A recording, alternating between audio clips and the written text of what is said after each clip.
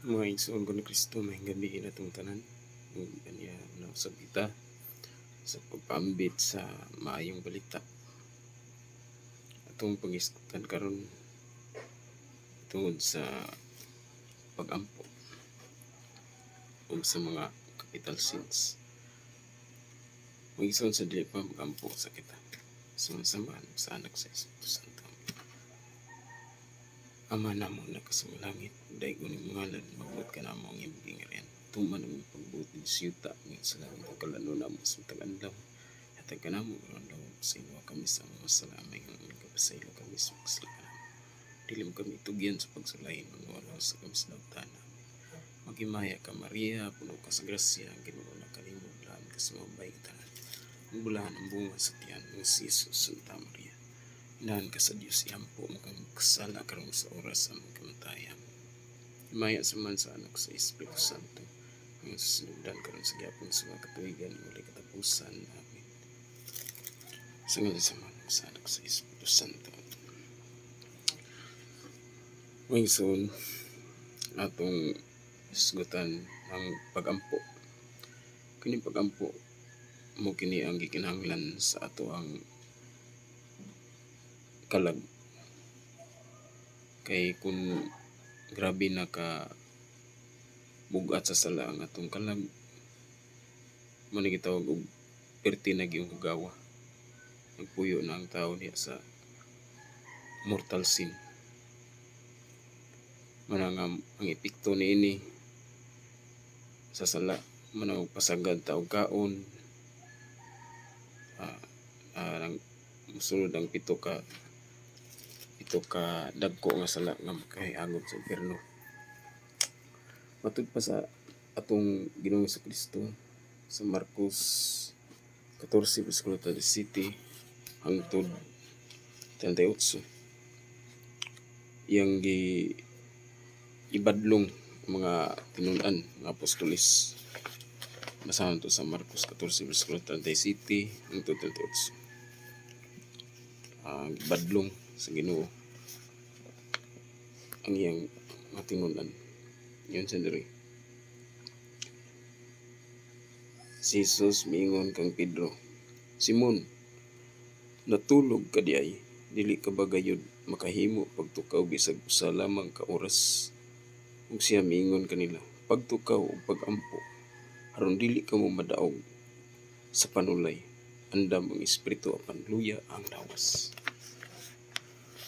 Mana ang atong kalag, atong espiritu andam kanunay.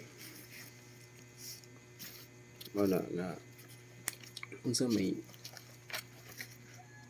atong ipakaon sa atong kalag, mao gayud ang pag-ampo kanunay. Mo ni gisugo sa atong Ginoo nga mag-ampo kita.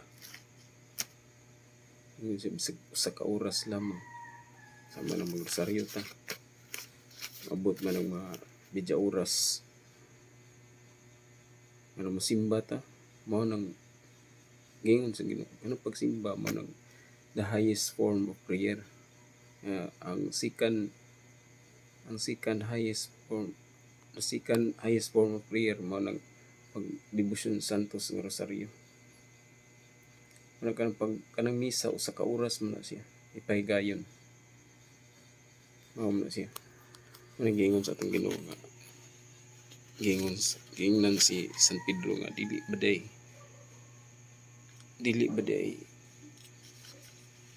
baday ka mo maka ampo sa oras lamang.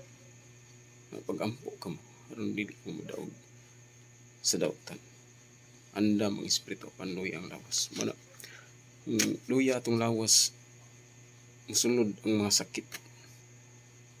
Mana sulod ng 7 capital sins. Sa maning 7 capital sins maning garbo, pride. Sa English pa pride. Na mapaytas-on dili kung sultian sa iyang labaw supak mo na tasong garbo ya ang asawa nga kusog kayo mo mo musingka siyang bana garbo na kay ang bana mo'y ulo sa pamilya sama ni Kristo. Siya ang ulo sa simbahan. Muna ang mga bana palihog tahuron yun na unta sa mga asawa dili singka-singkahan nanglan mapaubsanon ta musulti dili ta kusog kayong manukpo kay kinaiya na sa usa ka mapaitas-on mapagarbuhon nga tao na ang pangulo sa yawa niya si Lucifer. Ikaduha nga capital sins mo ang greed. Unsa man ang greed o avarice mo na siya ang akog sa bahandi. Muna tungod sa mapaitas-on sa karon itabo sa social media nga dunay usa ka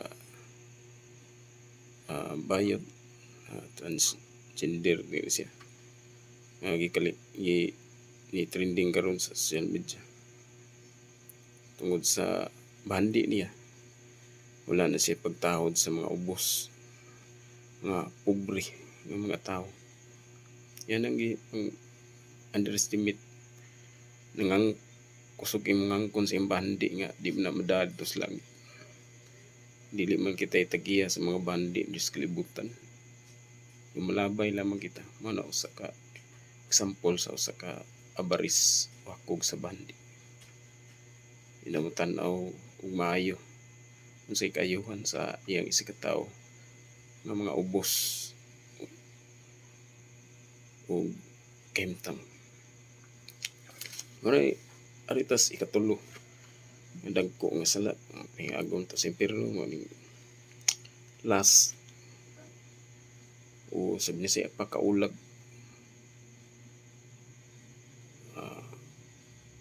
mo yung tabo ni sa Genesis 38 verse 9 to 10. Si Unan nagpaula sa iyang naglulo si Unan ang gawas niya ang iyang white blood kaya dili siya gusto makaliwat sa iyang asawa na usa na siya ka sa mortal sin ipatay na to ang atong kalag o mana nga masakit ta nga walay finding sa doktor kay nagbuyo man ta sa mortal sin. Kung naay finding sa doktor mao ka nakasagaran sa sakit sa capital sins nga gluttony nga palabig kaon wa tay paki sa mga gipanggutom. Pero ako sang tambag sa uban nga ako tandog ko sasab ko ka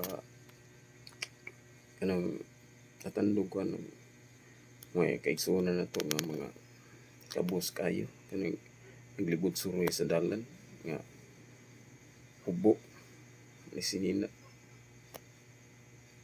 murag tulisoko na akong kaugalingon na ang uban mohatag og pagkaon dili man amoy sulbad sa ilang kaugalingon.